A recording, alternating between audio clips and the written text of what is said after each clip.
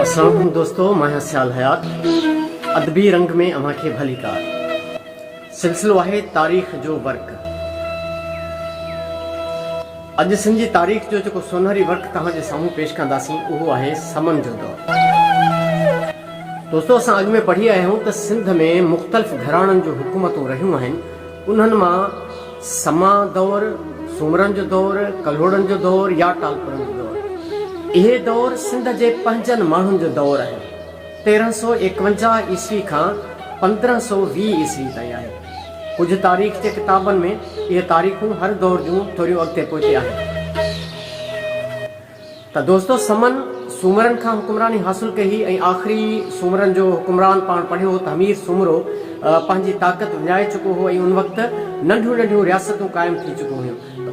सूमरनि जे आख़िरी दौर में जॾहिं सेविस्तान यानी सेवण वारे इलाइक़े ते दिल्ली जे तरफ़ां मुक़ररु कयल गवर्नर हुकुमरानी करे रहियो, उन वक़्तु सिंध जे समन ऐं सूमरनि में पाण में इख़्तिलाफ़ थी पिया त समन जे हिकिड़े बहादुर नौजवान ॼाम उनड़ पंहिंजी फ़ौज तयारु कई ऐं हुन सेविस्तान ते हमिलो कयो ऐं उन ते कब्ज़ो कयो। अहिड़े तरीक़े सां आहिस्ता आहिस्ता उन्हनि जी ताक़त वधंदी वई ऐं सॼी सिंध ते जॾहिं समन जी बादशाही रही त उहा हुकुमरानी समन जी क़ाइमु थी वई।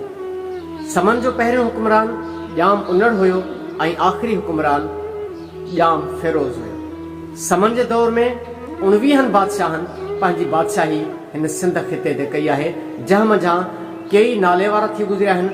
उन्हनि सभिनी मंझां 2 बादशाह तमामु घणा मशहूरु आहिनि ऐं उन्हनि जी पंहिंजी पंहिंजी अलॻि शोहरत आहे।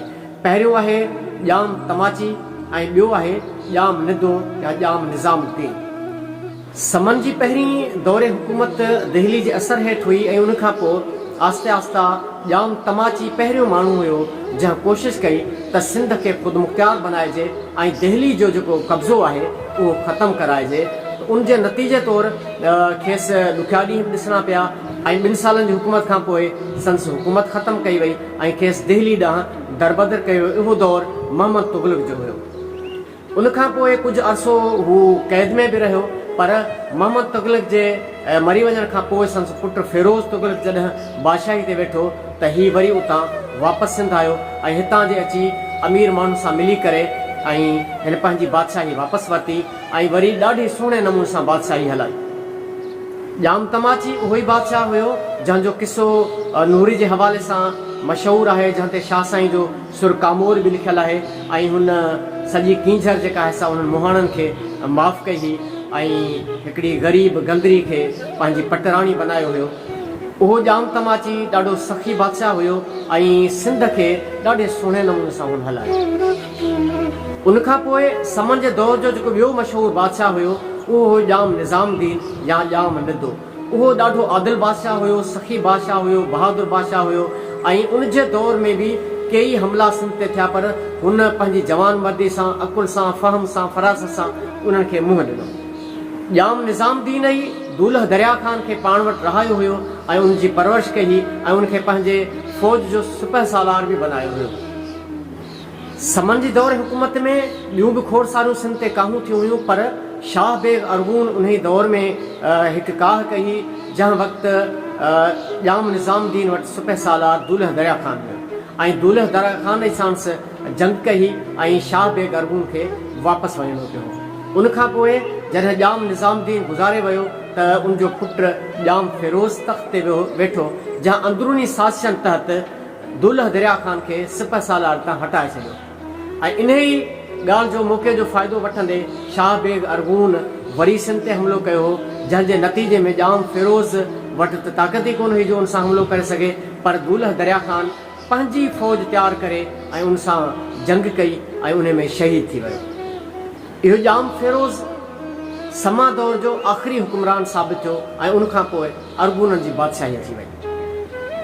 समा पाण खे ॼाम जे तख़ल्लुस सां सॾाईंदा हुआ ऐं उन्हनि जो गादी जो हंधु ठटो या समा नगर हुयो।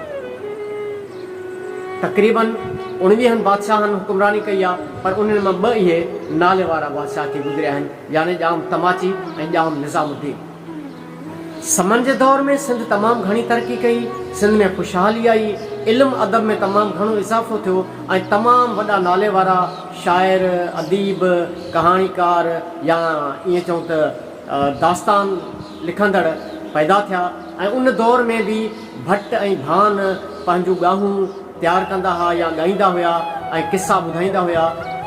समन जे दौर में जन इश्किया दास्ताननि तमामु घणी मक़बूलियत हासिलु कई। उन्हनि में सभ खां पहिरीं त नूरी जाम तमाची वारो किस्सो आहे, छो जो उनखे शाह साईं जॾहिं ॻायो त उहो अमर बणिजी वियो। पर उन खां सवाइ बाक़ी दास्तान में लाखे फुलाणी ऐं ओॾण वारो किस्सो बि मशहूरु आहे, या ॼाम लाखे ऐं महराणी वारो किस्सो आहे, या वरी ॼाम ओढे ऐं हुथल परी वारो किस्सो आहे। त अहिड़े तरीक़े सां खोड़ सारा किस्सा बि उन दौर में मशहूरु थिया जेके भट ऐं भान उन वक़्त जा ॻाईंदा हुआ। समन जे दौर जे नाले वारनि उन शाइरनि या बुज़ुर्गनि में हमाद जमाली जो नालो तमामु मशहूरु आहे, नूह हुथियाणी जो नालो तमामु मशहूरु आहे, या शाइरनि में काज़ी काज़न आहे, इसहाक अहंगर आहे, या उनखां सवाइ मखतूम अहमद भट्टी आहे। अहिड़े तरीक़े जा खोड़ सारा आहिनि। या उनखां वधीक जेका मुनफ़द हैसियत हासिलु कई उहे मामोई फ़क़ीरनि जा बैत आहिनि। हिन दौर में मामोई फ़क़ीरनि जा बैत तमामु घणी अहमियत रखनि था। उहे मामोई फ़क़ीर जन जा 7 बैत आहिनि, उहे बैत अॻकथनि तौरु मशहूरु आहिनि, त उहे समन जे दौर सां तालुक़ु रखनि था।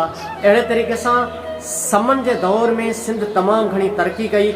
जीअं सूमरनि जे दौर में इल्मु अदब जो इल्मु अदब जो शुराती या तामीरी या इब्तिदाई दौरु सॾियो वञे थो, तीअं समन जे दौर खे सिंधी अदब जो इर्तिक़ाई दौरु सॾियो वञे थो, छो जो हिन में तमामु घणी इल्मु अदब तरक़ी कई। कोशिशि हूंदी त समन जे दौर में जीअं दौलत दरिया ख़ान जो किस्सो आहे शाह बेग अरगून सां जंग वारो, उन ते इनशाअल्लाह अलॻि वीडियो ठाहींदासीं। ऐं जेके इश्किया दास्तान तव्हांखे ॿुधाए वियासीं, नूरी जाम तमाची वारो आहे, उहो तमामु मशहूरु किस्सो आहे।